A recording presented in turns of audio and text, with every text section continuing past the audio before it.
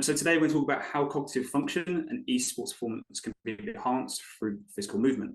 So first, a little bit more introduction about myself. I have quite an extensive background, I guess, within mainly physical exercise or physical movement. You'll hear me call it more physical movement because I feel like the terminology sounds a lot better. Also, when you're working with players, when they say, let's go physical exercise, they always think about the gym, and the gym can create a bad atmosphere for a lot of people. So I like calling it physical movement as such. My background has been with primarily with traditional sports. So I've been lucky enough to work with Team GB.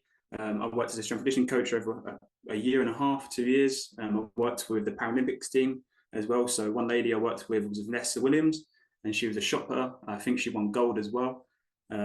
So I helped them with a range of things to make sure that they are ready for their kind of tournaments going ahead, and also making sure that their injury risk is low as possible as well. I've been lucky enough to work with some women's football as well within the UK. And then I've also done some corporate stuff. So I've worked with Nuffield Health. I've worked with Amazon, trying to help create programs to improve their kind of injury risks as such, and also improve the well-being of their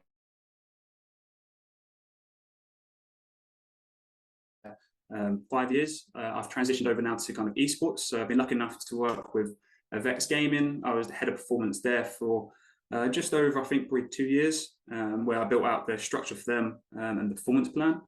And then I moved over to Guild Esports now for, I think, 3 or 4 years I've been with them, primarily working with the professional team as well as the academy team as well. So I'm going to give a bit of context with some of the examples I've been using. I'm going to be using around like players I've worked with. I've also worked with players from around the world, from Australia to America. So I am a freelance and contractor, so I do work with different teams and organizations as such as well. And then more recently, I've worked with Acolyte. We have done presentations as such, and it's a great opportunity to be part of this as well. A bit about my academic background. I have got a bachelor's in sports coaching science, so I'm a big fan about coaching and making sure that we are more focused around the player. So I'm very player-centered with my approach. So player always comes first with whatever I do. I know some people may say it might be conflicting, especially with esports, when there are a lot of organizations like to try having their parts in what your approach is going to be. But my philosophy is always player-centered on that. I do have a master's in applied sports science, again, specializing in strength conditioning. I do have a load of other qualifications in personal training, in nutrition, in sports massage, a load of other bits. And then more on my actual kind of fitness kind of side of stuff. I like keeping physically fit. If you follow me on social media, I always post something on there, charity events. I was also a competitive rower for University of East London. And I also had trials for Team GB, where I competed around the UK, competing in gatters for fours and for eights as well, so as a rower. And a lot of my approach, what I do with players, comes from my background within strength conditioning. So what I'd done as an athlete, where I spent a lot of time during COVID playing video games. I'm a big fan of playing Halo, playing Call of Duty, more recently Fortnite. I'm not the best, but I understand what the players do ultimately. And it helps me work with the players as well, because I can understand what they're feeling. We talk about different things. More recently, I'm working with Nico. Nico is one of the best players in Europe. I think this season he was rated #1. And he's fantastic, but for me to learn what he's going through, I had to go and play FIFA again. And the last time I played FIFA was in 2013. So this season was a big shock for me to see what's changed as well. So I can adapt my approach and also what I talk to him and try to build kind of a bit more relationship with the player as well, what they're going through. So that's a bit about background on me. That's enough to talk about me. We'll go through today. We're going through a little introduction. We'll go through understanding cognitive function, why cognitive function is so critical in esports performance, the impact of physical movement, the research and data. When we go through the research and data, this is just more about the research I've done as such, and also some kind of case studies that I'm going to bring to light as well. And then we'll also do strategies for enhancing cognitive function. I'm trying to give some advices around here that if you want to implement some of these stuff that you probably can. And of course, I'm always available if anyone has any questions after this, or just generally on social media as well.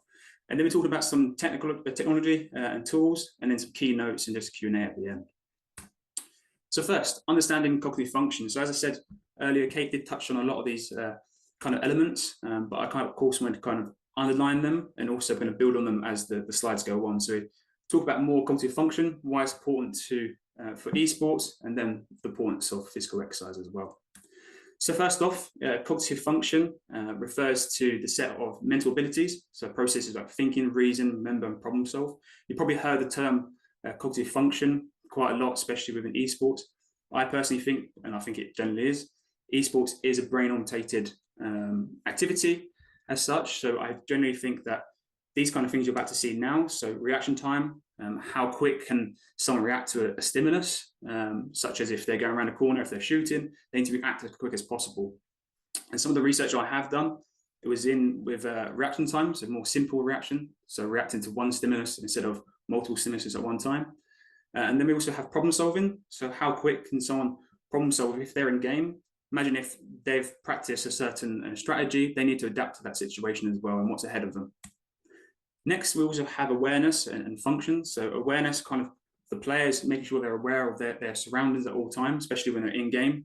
They need to make sure that they know what's going on at all times. And then more of the function, this goes down to more of the planning. So more of the organization, decision making, even going down to how they plan their practice as such. So there's a lot that goes into this, and we'll go to more specifically into esports after this slide as well. And then we got into more the visual side. So I generally think, the visual side of stuff is very important. The ability to process the information as quick as possible, especially with identifying maybe enemy movements going on in the game. They need to make sure that they're processing as quick as possible. Another big thing is communication. So I like to try working with players, especially if they're in duos or if they're in teams. I try helping them with communication. I know that's not my realm, that's more of the psych stuff. But I feel like when you're doing an exercise session with a player, there's a lot that can be built on there. A lot of teamwork and a lot of things can be spoken during these sessions. And trust me, I've worked with a lot of people. They tell you a lot of things during these exercise sessions that they probably don't even tell their family or even their best friend. So you learn a lot from that player. And that helps you build that relationship, as I said at the start as well. Then next we have memory. So making sure that we remember the strategies that happen during kind of practice and what's going to happen during kind of that activity as well. And then we have attention. So especially for me, I have a very short attention span. That's why you probably see me moving around a lot of stuff. And I also maybe jump to certain parts as well. But ultimately, this is cognitive function. And a lot of research has shown that we have different types. The brain is split into different parts of, lobes, hemispheres, whatever you kind of want to call it. For such, like the memory is in the center of our brain. At the back, we have more of the stuff focused on more of the movement and the balance. For example, if you use a boxer, if you get hit, and you probably see it quite often, they lose their balance, they normally fall to the ground as such. So the brain is split quite evenly as such. And if people do have a cognitive disability or disadvantage, then that can impact the way their kind of neurons are working, and also that the information processed through the brain can impact as well. So they may have issues with the memory retention, they may have issues with their awareness and function as well. So once again, back onto the slide, but this is more specifically now, how can it be more critical to esports? I have touched this a little bit already, but more to be, it's round about, for example, if we can improve a player's cognitive function, what's the impact it might have on game as well? And I do say a lot of what I'm talking about is mainly assumptions in esports, because there's limited research, as we've probably heard from talks from the last couple of days. Research is getting better and better, but ultimately there needs to be more as well. And a lot of what I do talk about is stuff that I've tried researching on myself, or where I've partnered with the University of East London and try creating case studies and testing with players that I've done as well. So if we can improve the player's cognitive function, then we can also improve their speed and precision. So maybe when they're quicker to shooting, maybe even passing with less mistakes, especially within FIFA, or if you're looking at CSGO. They'll also be able to adapt to gameplay. So situations such as, if they've practiced a certain way and the team is doing something completely different, which happens quite often, they need to be able to adapt to that situation as well. And also more of the function side of stuff. Players need to be able to look at, VOD reviews, be able to understand and review what's happening with the enemy team or the opposite team on that daily basis as well. Next is also be able to convey information as quick as possible to teammates. So a lot that I hear sometimes is when I first worked with VEX, a lot of the players sometimes the communication wasn't the best. It was always long, surrounded information and that such, and it's hard for a teammate if you've got a lot of shooting going on in the headset. It's hard to understand this information. So we also worked on short, sharp key notes to help players understand what's going on in that situation. Of course, if they can improve their cognitive function, there's going to be less errors, especially with the players. And ultimately, it'll give them a better chance to make better decisions as well. And then finally, it can help them with strats, map layouts, and ultimately better practice sessions as well. Now, the impact of physical movement is huge. So you see any research that has gone from traditional sports and more into traditional sports now, to esports, we can see that the impact is there with either burnout, with either mental health issues, but more importantly, within the cognitive function, there's a lot that goes on. So we have a strong relationship. Also, bear with me with the pictures as well. I like very visual stuff and very interesting pictures, and that's where it comes across on the slides. There's a strong relationship between exercise and neurogenesis. So there's basically the creation of brain cells as such. And if we can increase the brain cells, then this is going to help with our memory. So mainly this happens from the hippocampus. So hippocampus is in the center of our brain. This is mainly focused with our memory. And research has been shown that exercising normally with cardiovascular, so such as on a spin bike or on a treadmill, has been shown to increase the neurons through the brain. So that basically means that you can, especially to the hippocampus, can improve your memory over short term and long term as well. Now, a lot of research has shown, normally it's with lab animals, because unfortunately we can't cut open a live human and do the studies. So there's some studies that have been done where, unfortunately, when someone's passed away, they have been able to examine that body as well. Then we got more onto the other benefits, so such as when you're doing exercising, you may have a bad day and you may feel like, let's go for a walk. I do it quite often if I have a bad day. We know that by exercising, it releases endorphins, a feel-good chemical. This is going to help you feel less stressful. It's going to improve your anxiety and also lower depression as well. Especially in the UK, instead of a lot of doctors now, instead of them giving people medicine to improve these kind of things, what they used to do, and they used to take up to 6 weeks to take function, they now prove them taking someone like me to help with intervention. So helping with their movement, if I slowly build on their habits and slowly get them active as much as possible to help them have more active and improve their mood as well. Moreover, the benefits for kind of physical movement, we're looking at such as if we can improve the players, the brain, they're also going to improve, as such as Caitlin said earlier, we improve their kind of injury risk as such, so they have less injuries. I get really annoyed on social media when players get injured over little things that maybe could have been prevented at an early stage, especially within an organization. If the organization is very well structured, then they might be able to help the player along the way. Then we go on to the kind of research side of stuff. So the research that I've done, primarily in my master's, was how exercise impacts simple reaction time. So we used a variety of different players. Mainly it was first-person shooters, and we used 10 participants during this study. And what we found doing a resistance plan over 4 weeks, we found that the players on their dominant and non-dominant hand actually improved by 20, just over 20, I think it's 22 milliseconds on the exercise group. Where if you look at on the control group, so the control group is the group that did nothing at all. They basically just did the tests. We asked them to keep stationary throughout the 4 weeks, don't do any activity. And of course, there's going to be some error rating in there because you're trusted in that participant as much as possible. And at the end, we're doing another test with them as well. But what we found is actually exercise, especially the resistance space. So we did a variety of different press ups with the players. We saw a huge impact. Normally within traditional kind of sports, especially within boxing, you're looking at around about 190 milliseconds with your reaction time. And I saw some players even low as 160 milliseconds, which is huge. This could be down to, especially within esports, it's a massive brain activity, as I said such before. They need to react as quick as possible to stimulus. You know, if it's shooting, if it's passing, whatever's going on game, they need to be able to react to it as quick as possible. And we also saw kind of sort of differences between non-dominant and dominant hand. So we actually saw the non-dominant hand, I don't have it on here, but the non-dominant hand actually lowered their reaction time as well. So we've got more than actually the dominant hand. So this could be a number of things. Different parts of the brain works differently. So for example, if it's using the non-dominant hand, most of the players the non-dominant hand was left hand. And the test we used, research, once again, research it can be conflicting as well.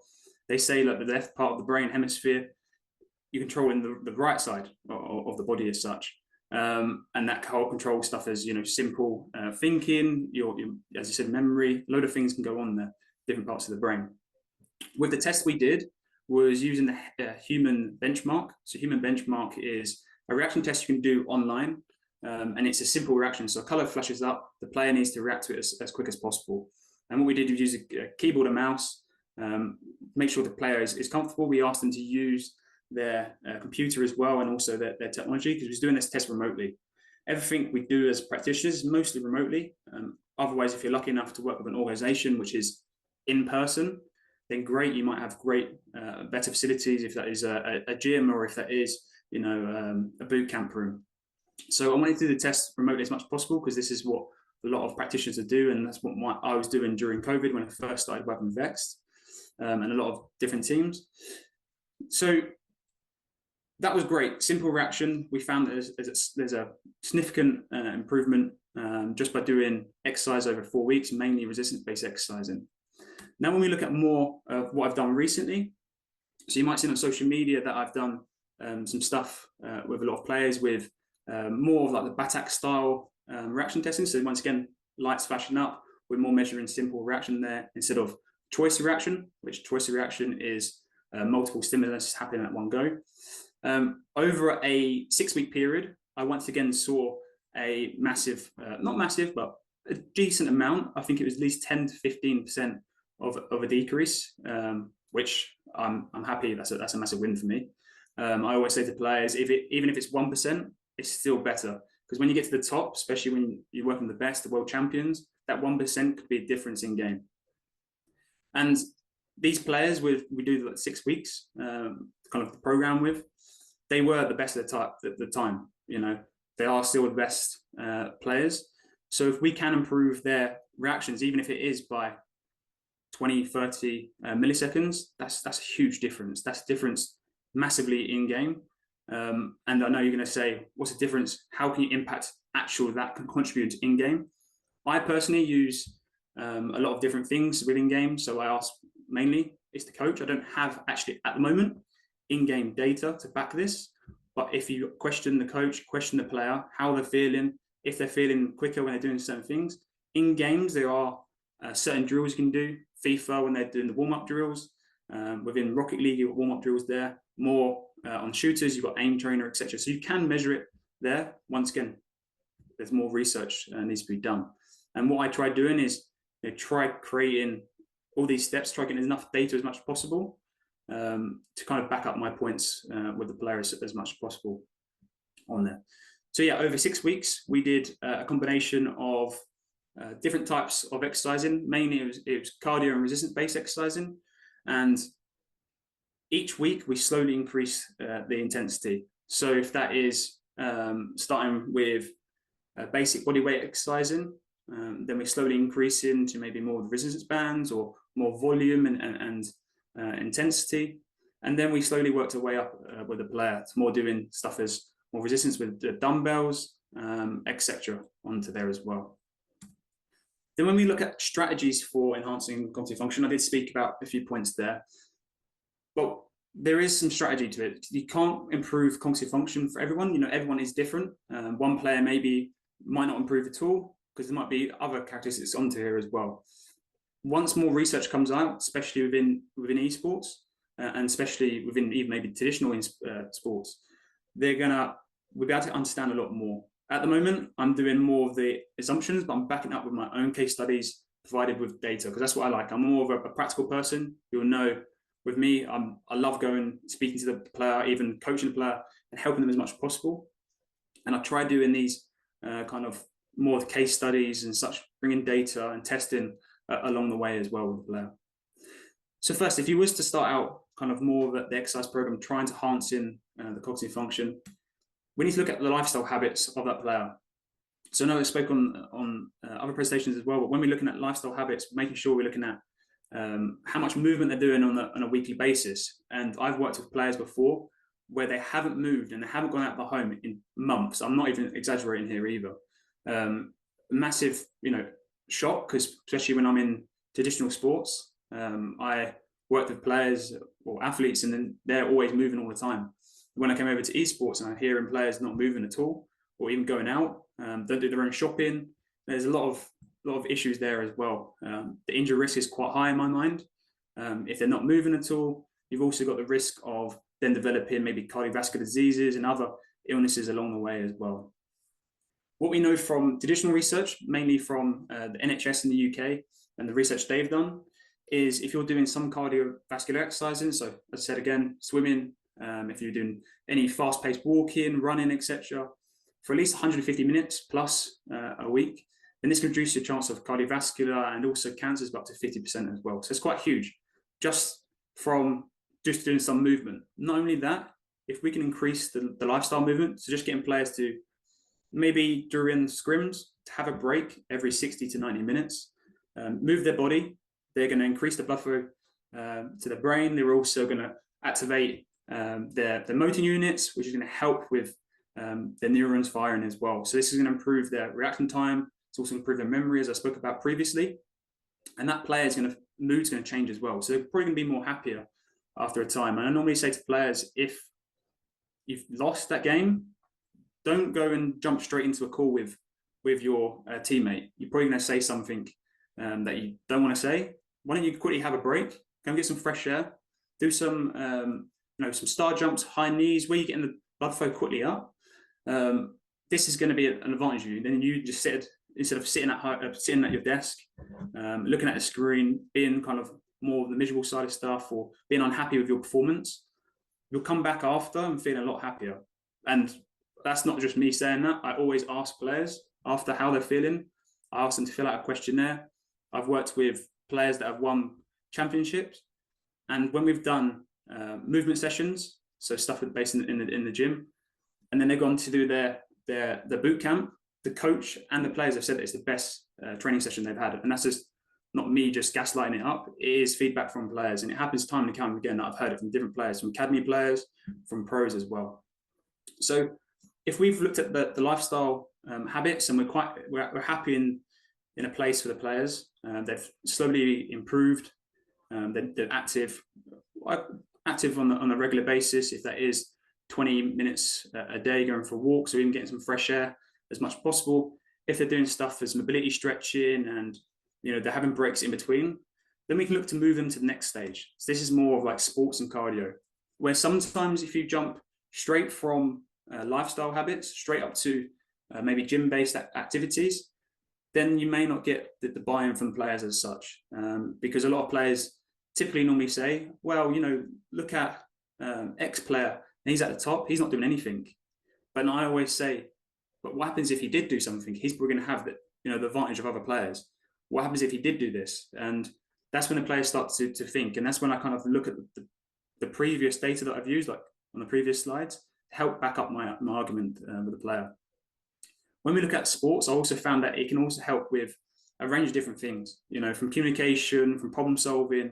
A lot of the players that I've worked with, we've gone to play football. We've gone to do volleyball as such. We've gone to play tennis. We try and keep the players active as much as possible. Once again, it depends on your budget as an organization, or if you are a contractor, once again, it depends on the budget you have there. But for me, in the UK, there's a field everywhere, pretty much. We can go and play football for free. Football's £10 or £15. I'm quite happy. There's a lot of benefits that the players can get as well.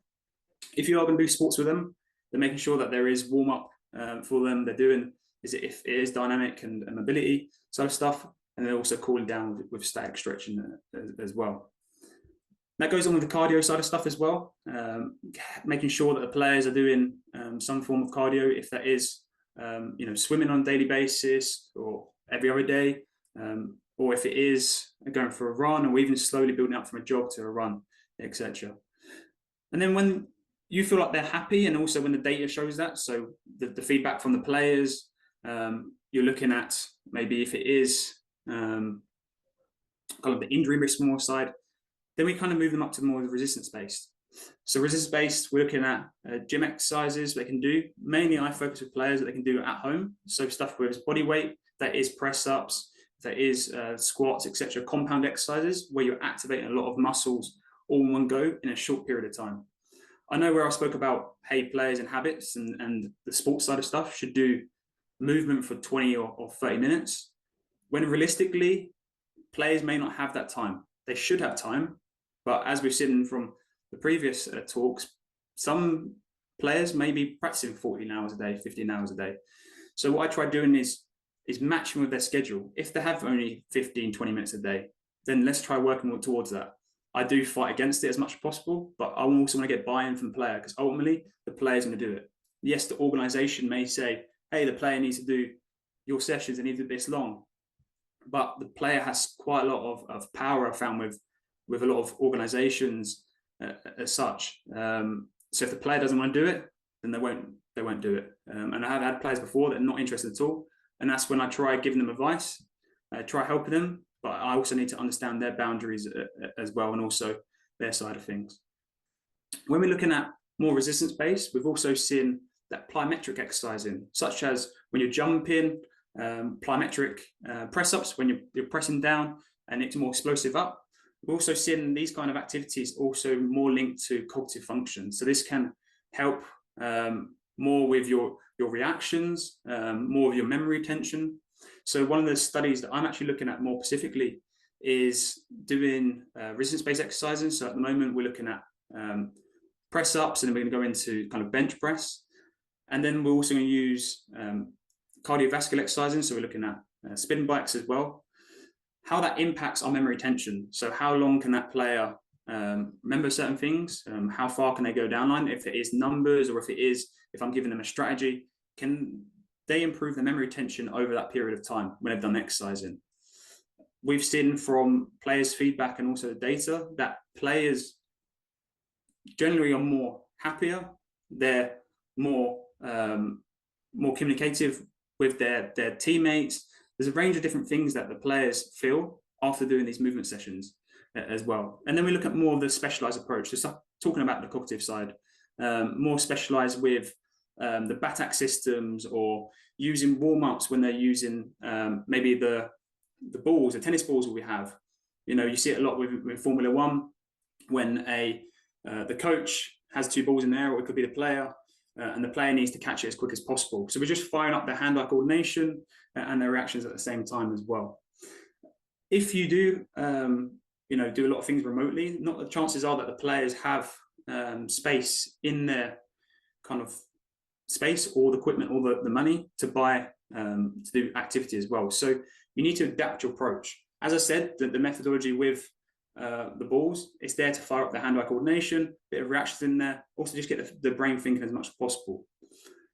I personally think that alongside a warm-up, so doing stuff like that kind of activity, along with a warm-up protocol, so such as if they're going to do 15 minutes of movement or even longer just before practice, and then before practice they're doing some sort of aim trainer depending on the game, they're doing the warm-up in FIFA, and then they go into practice. I've found that the feedback from the players is it helps them a lot more. They feel more engaged, and also they feel more, their tension is a lot better as well. Now, if you're doing stuff remotely with the players and they don't have tennis balls, etc., you could roll up, get them to roll up a socks like I've done it here. Similar kind of thing. If it is maybe a wall they have, they could pass, throw against the wall. You can't really see this actually because it's white and the background's white, but you could get them to throw the socks or the tennis ball against the wall, catch it with the opposite hand, and try speeding as much as possible as well, speeding up. Here we're proving hand-eye coordination, improving a little bit of reactions on there as well, and also trying to get the player a bit more active and get the brain thinking. There's a variety of other tools online where you can, there's picture cards, and the player needs to remember the picture cards on there as well. So we're getting a bit more memory retention and such on there. And once again, getting the players to think. Everything we're trying to do, especially as coaches, we're trying to use more of the holistic approach. So yes, they can improve in-game, but I also think they can improve by 1%, if not more percent, we're doing activities outside as well. And we've seen the data today from the stuff that I've done for my case studies and also research that, they're improving by 20 or 30 milliseconds, which sometimes is maybe 10 or 20% difference, which is huge, which I didn't expect. I thought it'd only be maybe less than 1 or even close to that. But that's huge differences just from doing movement over a period of time. And also, there's just some pictures that I've done with players. So as I said, with some other strategies. So of course, getting to do football. If they like football, if they're normally a FIFA player, they like some sort of FIFA in there. Players are in there.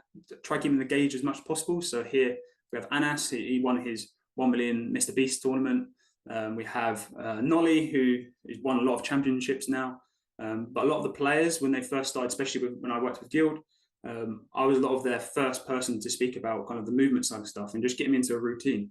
And we found here there's, football, you can play with a lot of people. It's great getting people out of the comfort zone and also keeping them active as much as possible. We have the stretching. So with players, as I said, we're doing the warm up before practice. So if it is through mobility stretching, if it is just getting them active or doing some stretching before a movement session, then we do that as well.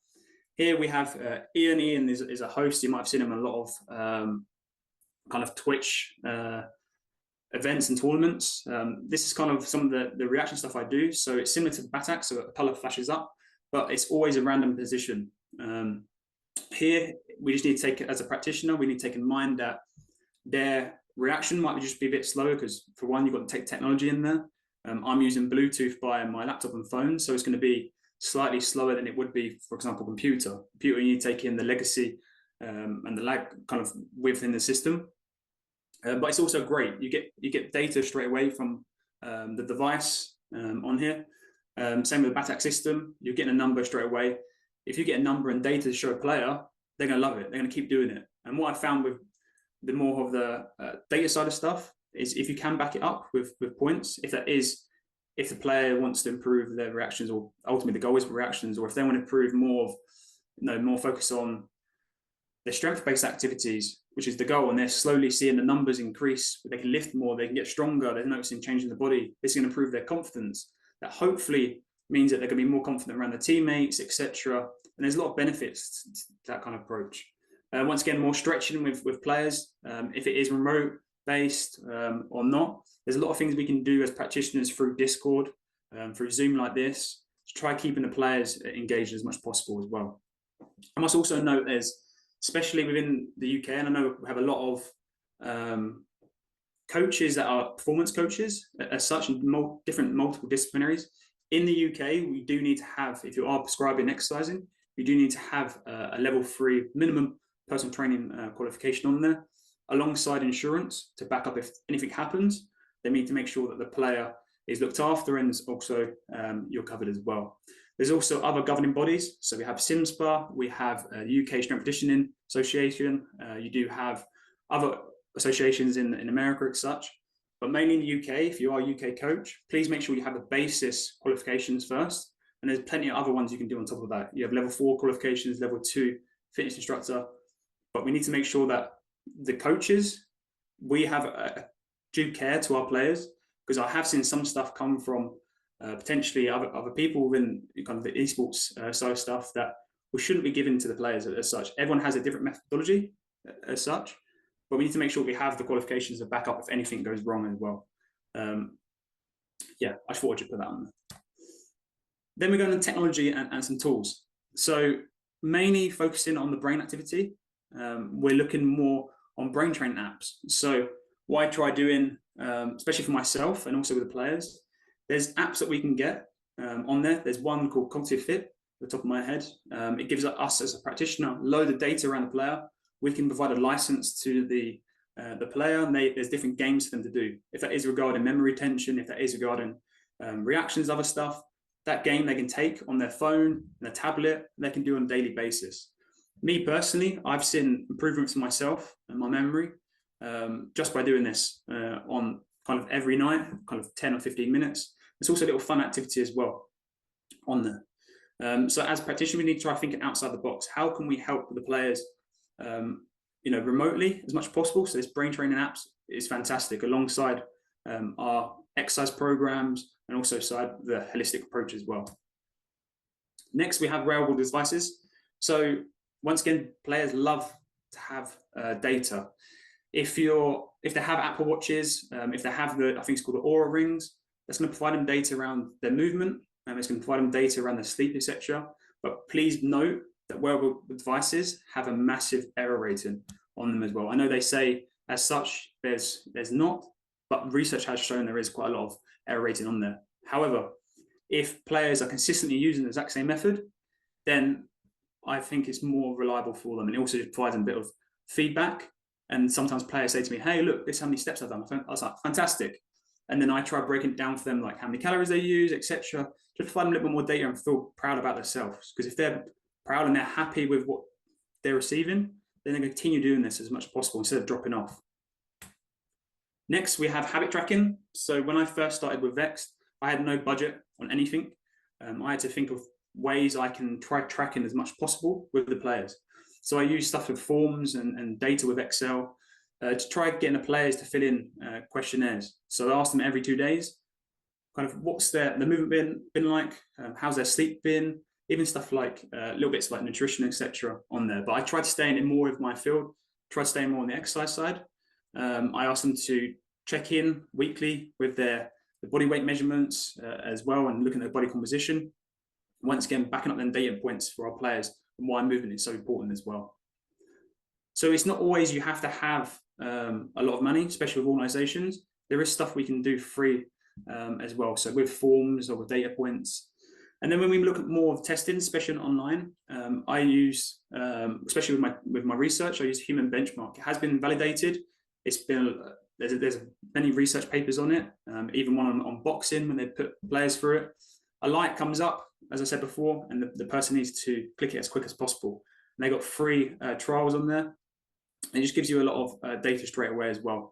And it creates a little bit of environment for the player. If they're using the exact same computer and keyboard and mouse, then it's going to help them do that. Once again, trying to ask the player to not do the exact same, kind of every day, try testing and testing. You want to try keeping it consistent. If they're testing on a Monday, next week try testing again on a Monday, kind of similar times and the similar routines as well. Then we have other method as well. So we have the shroop effect game. So this is where the player has to kind of say the name, and it also confuses them as much as possible. And this came out by, I think it was John Ridley quite a while ago, it's like the 1940s. It has been updated since, but it basically shows the effect that reaction time can have between the automatic of ourselves and also controlled processing systems as much as possible. This is a great one. Once again, there's a lot of research on here. And I also have one of my favorite is that there's the BATAC. So if you have young kids, but once again, these cost thousands of pounds. There is cheaper versions out there, like I have handheld ones. You provide data on there. Simple reaction again, color flashes up, but you've probably seen this at tournaments and etc. Just to get the player fired up as much as possible as well. And you can use that in their warm-up routine. Ideally, in a great situation, I'd love to have a lab. I've been very thankful to be kind of endorsed by University of East London, where I can use their labs whenever I want and use more data, such as I can use finger hand dominators. So basically I can get more of a data reaction testing on there. You can do body composition tests better on there with the pods. There's a range of different things. If you partner with a university, it's a great opportunity. And that's why I quite like with University of Northampton as part of this. It shows that universities are getting more involved with the holistic approach and performance. And hopefully us as practitioners, we can start using their facilities as well and get more data. But a lot of what I've said kind of with this technology and tools and the testing methods is free. And of course, there's better methods. There's always going to be better methods if you're willing to pay or have the facilities in there as well. So just some key takeaways. This is my main man, Nico. So you've probably seen on a lot of social media. I've worked now with Nico for the last 12 months or so. He's a fantastic player. We've gone from strength to strength, and even with his reactions, this season we've seen a 7.5% increase. I've seen a lot of changes in his confidence, as I said before, because that can be linked with the movement he's seen, changing his bodies, etc. I don't think he minds me saying this, but he's more of a confident person. If you ever speak to him or if you see him, you'll see that over a period. I'm not saying it's just down to me. There's a lot of things that have changed, but he's been a fantastic role model for the approach we have with, especially at Guild, with involving movement into the routines, making sure the players are warming up. I've been now in esports for 4 or 5 years. I've worked with over 50, 60 players. I've had no players injured. Thankfully, touch wood. When I've worked in traditional sports, I've had no players that have been injured under my watch. So thankfully, I hope that the protocols I have in place and some of the stuff that I've touched on today has worked. But once again, I do need to understand that there is other outside elements that come to play as well. Just little key takeaways. There is a strong link to the movement and cognitive function. And you can see that for research. You can see the stuff that I've spoken about today. I do recommend anyone, even if you're a coach or a person in an organization, do some movement. I've done this with people at Guild. You know, I've done a session with them, even if it's 15, 20 minutes. Even if it's little things like yoga, you're still going to get benefits out of this. You know, the relaxation. You also notice that it takes some time away from your computer. It's going to improve how you focus, your productivity. It's going to improve your mood. And then it's going to also improve your sleep as well. So there's a range of different things on there. As practitioners, we always forget about ourselves. So you guys listening to this, make sure you try moving your body as much as possible. Instead of maybe taking the train or the bus, why don't you walk to that location? Try walking as much as possible. If you're in the UK and you try doing that right now, it's quite hot and you're probably going to moan about it, but you're still getting some benefit there as well. We sit down for long periods of the time and we need to try having them breaks. Same for the players. So try creating that environment for yourself and for the players and organization. Just try having a break every 60 or 90 minutes. It's very quick and easy. That movement break could be 5-10 minutes outside, get some fresh air. Do even small like press ups, high knees, star jumps, anything like this to get the heart rate up, get the blood flowing through the body. And also when they sit back down, they're also resetting their posture on there and they're going to feel a lot better with that as well. And then I recommend for players and anyone generally to have a mixture of cardio and resistance-based exercise at least 4 times a week. Once again, I said 40 minutes on here. You can do shorter sessions, you can do longer, but research typically has shown, especially with NHS, etc., for all the benefits, typically 150 minutes on there as well. And if you feel like or you get told by players, I don't have enough time, you can make it work. We can make it work. We look at this player's schedule. We can shorten the session down if we really need to, but we need to make sure that elements or the goal we're going there is achieved for the shorter sessions as well. And then also looking at protocols such as warm-up and cool-down routines. So warming up, making sure that you're doing some form of movement, as I said before, doing maybe aim trainer with that, and then in-game stuff, and then the practice session on top of that as well. And then cooling down. You know, it's been a busy day. I think especially with a lot of players, even coaches as well, it's a busy day. You know, there's a lot going on. Your brain's thinking a lot. Let's cool down. Do some static stretching when you're holding that movement for a long period of time. If that is yoga or anything like this, you're going to get a great benefit out of this, and also allows you to disconnect from that environment as well. And then hopefully it's going to improve your sleep, improve your mood, all these kind of things. And also as practitioners, try thinking about the long-term health of the players. I always say to the player, great, we've got some goals short-term, but let's focus the view in the next 3 or 4 years. If the player career is extended by what work I've done and with other practitioners within the organization, I'm happy. I'm so happy. I'm always focused about the player. You know, a lot of the retirement age was in player. When I first started, I think it's improved now, but it was, you know, mid-20s, early 20s, which I think is quite, it's quite bad when you look at traditional sports as well. But there's other factors in that. If there is, with the revenue they receive, they can retire early. If they are injured, there's a load of factors into this. But most of the chances are they might have been injured when I've seen on social media. They might have been unhappy with the organization, etc. But us as practitioners, we can help the player as much as possible on there. So that is it for me today. If you have any questions, please put them into chat. And hopefully some of the information I've said is value to you. If you have anything specific, even if you want me to look at programs for players or give my advice on them, just send me a message on social media, on X or Twitter, LinkedIn, anything. I'm happy to provide some advice on there, and also try helping people as much as possible. Thank you. Hey, Damien. That was wonderful, very insightful. Lots of takeaways. Like there was so much research done, but the application, its application in esports that you've been doing since long, and the feedback that you get from players as well, so invaluable. Keeping time in mind, should we do just one question and then the rest we can post it in the question box? Of course, yeah, that sounds good. Should we do the first one? Do you want to? I'll read it out. Yeah. Do you implement decision making into exercise so players improve in processing info and ultimately improving their decision making in game? Christian asked this question. Yeah. Yeah. So more that decision making depends kind of what you're more talking about there. If you are saying, for example, I think there was an example earlier in the previous presentation. If they're doing lunges, you tell them to go left or right, or if you're doing stuff like this and giving some feedback from a coach, such as if I'm telling the player go left or right, then it will improve some sort of attention there as such. You could do out of the box. I'm just thinking out loud now, that kind of things. As a warm-up protocol, you could do, for example, if they have a pack of cards and you're asking the player to choose kind of, or not choose, try matching up with the cards as well. That's also going to improve that kind of thing for the players. I hope that's answered it. Yeah, very practical interventions sort of, and like out of box. These could be very out of box and real life, picking up from real life situations or things. Yeah, let's. So I'll post the remaining ones in the Discord server, and we'll wait for Casey. Like let's take a 2-minute break and be back. Awesome. Thank you, guys.